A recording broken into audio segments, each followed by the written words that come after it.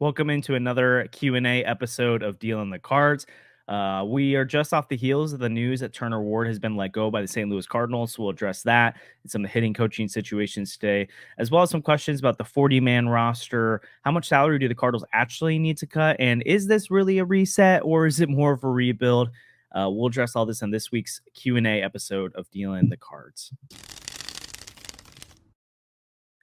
Hey, if this is your first time tuning in to Deal in the Cards, like and subscribe. It helps the channel out a ton. We go live twice a week with our typical podcast episodes, but then on our Fridays and sometimes it's Saturday instead, but we do a Q&A episode where we take questions submitted on last week's Q&A and we address them in this next video. And so if you have questions as this episode is going on or throughout the week, you can drop questions in here and Andrew compiles the frequently asked questions or some interesting ones that we haven't really been able to address yet. The big news of Friday, October 4th, is that the Cardinals are officially parting ways with hitting coach Turner Ward. That's per Katie Wu and sources that have told The Athletic that.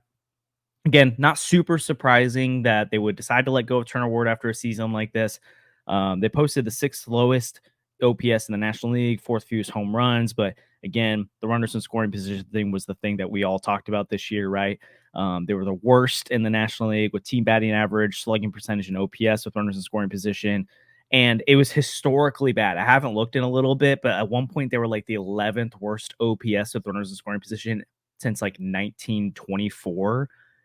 And that's out of like 1,400 teams that have played since 1924. Like, that's bad. And whenever you have to use the word historic or the phrase historically bad about a unit, especially one that wasn't the Chicago White Sox coming into the year, right? Like, we can all have different opinions on what the Cardinals offense should have been going into this year. But the fact that you can make a case, like myself and others did, that this could be a top 10 offense in all of baseball, and then they perform this badly. Even if you were lower on the offense, all of us have to agree that it underperformed what it should have at the very least, right? You had veterans like Paul Goldschmidt and Nolan Arenado completely tank. And then you had young bats like Nolan Gorman, Jordan Walker, to an extent, Lars Newbar, but at the end he kind of turned on. Brendan Donovan kind of regressed a little bit. At some point you can't look at the roster and feel like almost every bat is underperforming and not make a change there, right? Especially coming after 2023, where first half, great offense, second half, bad offense. It's not super shocking. Assistant hitting coach Brandon Allen is expected to be retained per Katie Wu as well. And so we'll hear more hopefully in the coming days about what their plans are there. Again, I wouldn't be shocked, I'm not shocked by this news. The only thing that maybe gave myself and others pause is the fact that there was some reporting that there was mutual interest between the Cardinals and the coaching staff to retain Turner Ward, whose contract was up, Brandon Allen, whose contract was up. There's a couple other coaches as well whose contracts are up. So I'd expect a lot of those guys to be retained, but Turner Ward specifically was a guy that probably had to go, especially now Paul Goldschmidt's going, because Turner Ward kind of was his guy.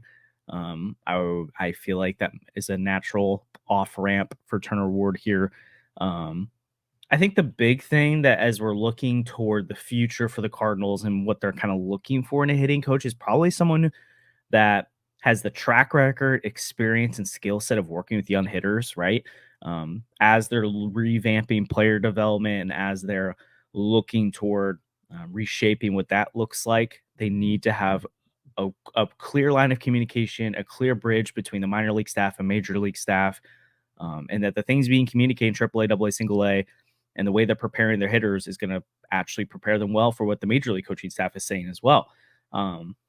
I'm holding out a little bit of like, keep an eye on the Albert Pujols thing. Not necessarily because I think he wants to become a hitting coach long-term, but because I think he is one of the few guys of his stature who I think actually would be okay, like would humbly jump onto a coaching staff before becoming a manager. And I mean, we've heard this from Bernie Miklasz before, that Pujols has expressed interest in joining the Cardinals and specifically Oli Marmol's staff. So I'd keep an eye on that, especially with his way to work with young hitters. But if it's not someone like that, like which would be a big fish to get for your hitting coach, would be Albert Pujols. I'd expect someone, again, just with a track record working with minor league hitters. So maybe it's someone that Chaim Bloom knows well. Maybe someone in the industry. Maybe there's an internal promotion there.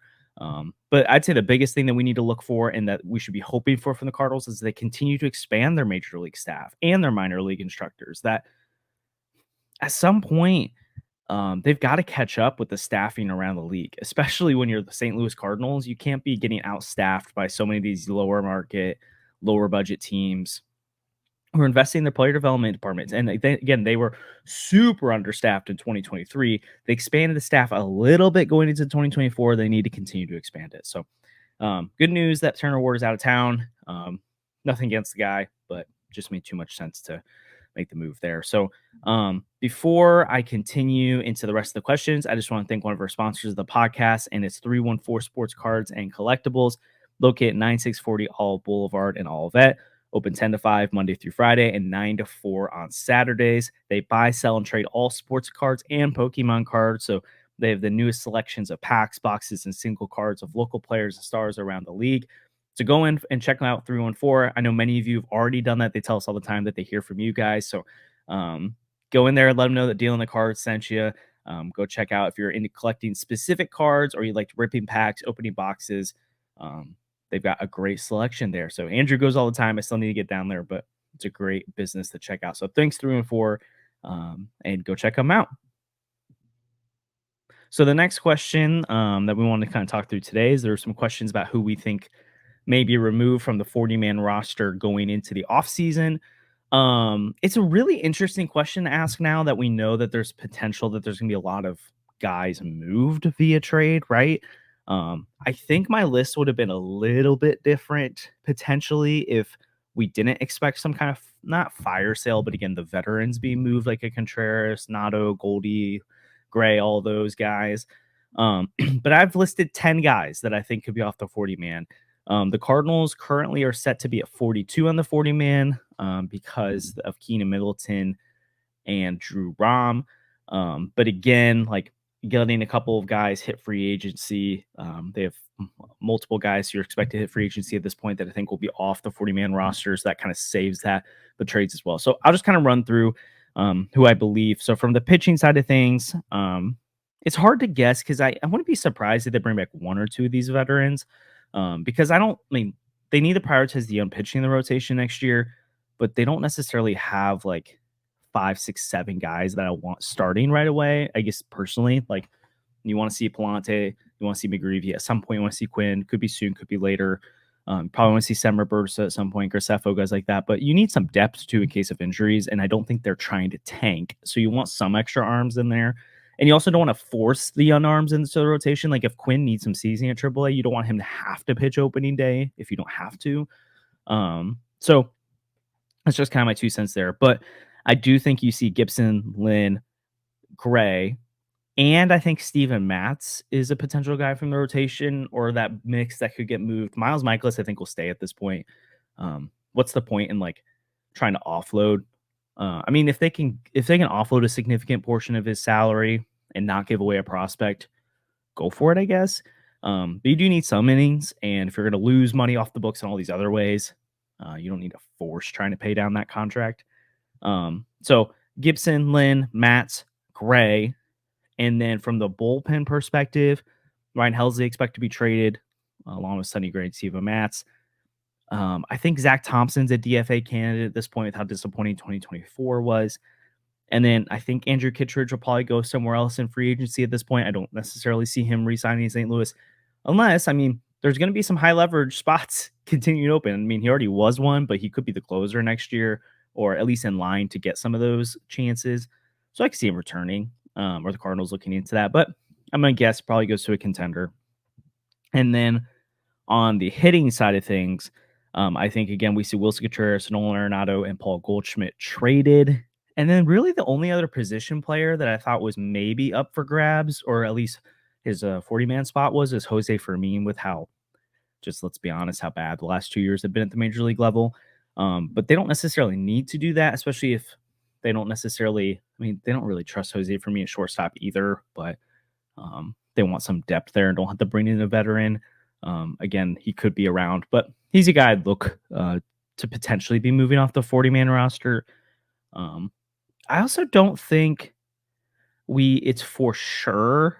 Actually, we'll get into this question in a second. I think just because the Cardinals are shedding a lot of payroll and shedding a lot of players doesn't mean they're not going to bring in players too. Again, I'm not trying to act like they're to make some huge free agent signing or make big trades, but I expect them to still make some moves. So clearing more 40-man roster spots would make sense. And they also need to add some guys to their 40-man roster due to Rule 5 eligibility. And the Rule 5 eligibility is probably actually the biggest reason why you're going to see a lot of 40-man roster spots open up, and is why I could see a lot of pitchers honestly being removed, like a potentially Ryan Ludis, Chris Roycroft, stuff like that, because you need to clear. I'm just going to kind of go through a lot of the names. Tink Hence, Jacob Roby needs spots. You already have Matt Koperniak, who's been Rule 5 eligible. They just let go of Nick Dunn, but he would have been a guy I would have thought they maybe would try to protect. Andre Granillo is another guy who's Rule 5 eligible that they'll need to protect. Nathan Church is a year away. Yeah, they've got a decent amount of guys. Matt Savanson, Edwin Nunez. And some of these guys are low level enough that, I mean, Tink Hence and Taco Roby, if they didn't protect those guys, they'd be picked up. So obviously you're going to put them on the 40-man roster, but there's other names in the organization that maybe won't necessarily be picked up, so you don't necessarily have to protect. But there are some decently big names. Well, Tink Hence is a huge name. Taco Roby's a pretty big name that need to be protected this offseason. And so I do think you're going to see some 40-man spots be given there for sure. So yeah, that's kind of what I'm thinking in terms of the 40-man roster spots this year. Let us know what you're thinking, and who would you be protecting? If you go on Fangraphs and go to depth charts, you can scroll down and see who's Rule 5 eligible. And December 2024 is what you want to look for new Rule 5 eligible players. Another great question we got this time is kind of who are some budget players the Cardinals could sign this offseason? So let's kind of go through first, thinking through like what are some of the positions they potentially be looking to add. I don't think you really need to add anything up the middle, right? In terms of the infield with second base and shortstop, you've covered a lot of options there. Catcher, again, even if you're moving on from Mozeliak, you've got Ivan Herrera, Pedro Pages, Crooks, and Bernal are super far away, and you've got Gavin Collins. You've got depth options. I don't think there's any need to bring in a catcher. First base is probably the one position on the infield you could potentially look at. I guess third base too, if Nato's being moved. So that's an interesting position to look at. Again, that's an opportunity to get Gorman, JC, and Donovan and Wynn all playing. But they might want another option there. But I'd say a right-handed platoon option for first base could be in the cards. But again, they probably just want to see Luke and Baker there if they're trying to save money. But let's look at all the options there. In terms of another offensive position, center field, I think a right-handed option there as well could be in the cards for them. And then again, bullpen and starting pitching options are always kind of some interesting things to look at. So just kind of looking at the list of expected free agents, there's not really a lot standing out to me at like first base. So I mean, maybe like a Garrett Cooper type, again, right-handed bat. He's not able to launch on or latch on somewhere else. I don't know, maybe a Brian Anderson or JD Martinez type for third base. I kind of doubt they go those directions either. Looking at the outfield a little bit, it's also kind of a weird group where I don't know who you would potentially bring in. From center field, maybe a Harrison Bader reunion. I don't know. It depends on kind of what the interest he gets elsewhere, because they are going to want to play Michael Ciani or Victor Scott. So I don't think he would come back to St. Louis as a part-time player unless he wasn't really finding options elsewhere. Kevin Pillar, Aaron Hicks, those are some guys I would potentially look at there. A Randall Grichuk type, that could be really interesting. But in terms of like pitching, I think that's where you maybe would see a player or two brought in. It's hard to know what they would do with that, because if they're just trying to fill spots, then you would probably just pick up an option for a Lance Lynn and or Kyle Gibson, on top of like keeping one of Michaelis or Matt's. Like, but if they do want to target maybe some upside, whether it's upside is in they get them on an under market deal, or a deal that they think they could outperform for multiple years or just 1 year. I don't know, maybe Max Scherzer wants to come to St. Louis if there's no other landing spots, but again, I think he'd want to go to a contender. Trevor Williams is a nice under the radar guy in my opinion. John Means would be really interesting to me just because we've seen the high upside with him before. Maybe he could regain some of that. Julio Teheran, Mike Soroka, some names like that could be interesting for them to at least give a look at and see what their market's looking like. And then the bullpen's always kind of hard. Like maybe a Sean Armstrong reunion who's actually pretty decent here in St. Louis. Jalen Beeks. Joe Kelly. It's that the bullpen's really hard. You're throwing a lot of darts at the board here. Who they'd be potentially interested in, but maybe it's guys from around St. Louis. So go look up who's born or raised around here, and maybe that's either be interested in. So yeah, under the radar. I'd love to give more clarity to that, or more like I shouldn't give clarity, I should say, but more thought process behind that. But I think we're so early into this, we have no idea what they're looking for. We have no idea what the payroll's like. Could they go get a mid-level rotation starter with upside? I don't know. I'm guessing not if they're slashing payroll, but if they could, that opens up options. I think in general, they're probably just going to go with the youth and they're going to see what they have. And I don't dislike that as for 2025, right? Like you do want to know what you have in Baker. You do want to know what you have in McGreevy. You do want to know what you have in JC. So let the kids play. So I doubt they'll be super active in free agency, but I do think they in trades in terms of bringing in talent that's not from a Ryan Helsley or Nato or Goldie's not a trade, but Gray Contreras moves. But I don't think I don't think the whole 26-man roster this year is going to be guys who are already on it or guys in the minor leagues. I think you're going to see some guys brought in. But again, some of that could come from the trades of Helsley, Nato, guys like that. Speaking of the payroll cutting and what does that mean?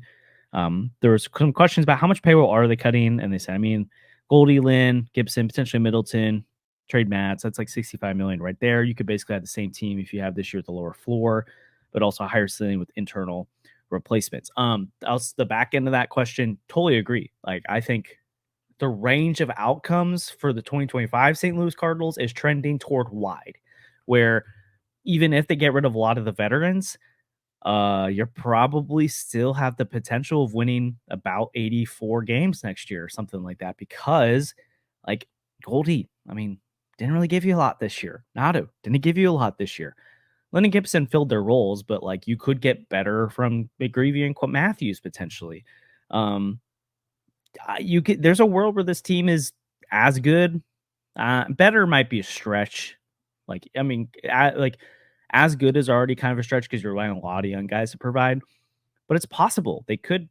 Okay, I don't want to throw the Tigers out there as in like they're going to be on some insane postseason run, but like if the Tigers had missed the playoffs, like and didn't sneak in, like they could be like that where it's like fun and exciting down the stretch, and they missed by a few games and they're ascending for 2026. Wouldn't shock me, but it also wouldn't shock me if they go full youth and some guys struggle and there's injuries, and then you're relying on even worse guys where you're like, well, I don't mind McGreevy and Matthews in rotation, but now it's Kaufenstein and it's, I don't know, Bedell, or I don't know. I don't want to throw anyone, like I don't think these are bad pitchers, but like maybe it's the guys you didn't want in the rotation that are now filling it out, and you don't have a frontline starter to help with that, and the bullpen's a little bit more depleted that Helsley, and they win 74 games. So 72 games. There's a wide range of outcomes with 2025 Cardinals. In terms of how much payroll they're cutting, we have no idea. It's tough. I'd expect quite a bit, right? It sounds like that's where they're trending. And with the recent news about Diamond Sports and what are they going to be doing in terms of what's their TV deal for next year, a lot of that seems up in the air. And they could potentially be losing like $70 million in a payment from that. And they'd be able to recoup it in other ways through streaming services and advertising with that. But in the immediate term, they're losing money there. That's probably a guarantee at this point. And we can debate all day how much that should matter, but 70 million is going to matter to them. Mixed with the lower ticket sales, concessions, all that kind of stuff. So I would not be shocked to see this payroll closer to 100 million than 100. Like it could be going below 100 million would be shocking to me, just because that's a significant dip. That's an $80+ million dip in payroll. But I don't know if they really want to tank it for 1 year. The payroll, not tank as a team, but they really want to tank the payroll for 1 year. They could really try and go all out because, again, you got Goldie coming off the books. You could trade Gray, could trade Contreras, trade Nato, Lennon Gibson off the books, Kitchard's off the books. You could bring Middleton off the books, but I think they bring him back. This payroll could be pretty small. But they also could cut a lot of payroll, but not cut that much too. Again, I talked about how I think they'll probably keep a Michaelis. Again, if Gray or Contreras or Nato or I guess Helsley does have an option here, but if Contreras, Nato, or Gray don't want to move, they have no trade clauses. So they couldn't control that if they want to stay. But I would assume all three, if they were approached about moving, would be open to it. Gray, again, probably around the Nashville area. I think Atlanta just makes way too much sense. I don't think they trade him Cincinnati, but maybe you can strong arm them and get some good value back because of that. And then Contreras to whatever contenders he'd be interested in, and Nato probably LA. But so yeah, there's that. And then last question of the day kind of relates to another potential trade candidate, and I should have thrown him on as a guy that could be off the 40 man because it makes a lot of sense to move at this point. So I'll respond to why I disagree with the sentiment in this question. Is the question was Eric Fedde is a reasonable contract. Why would you trade him? His contract fits within a rebuild.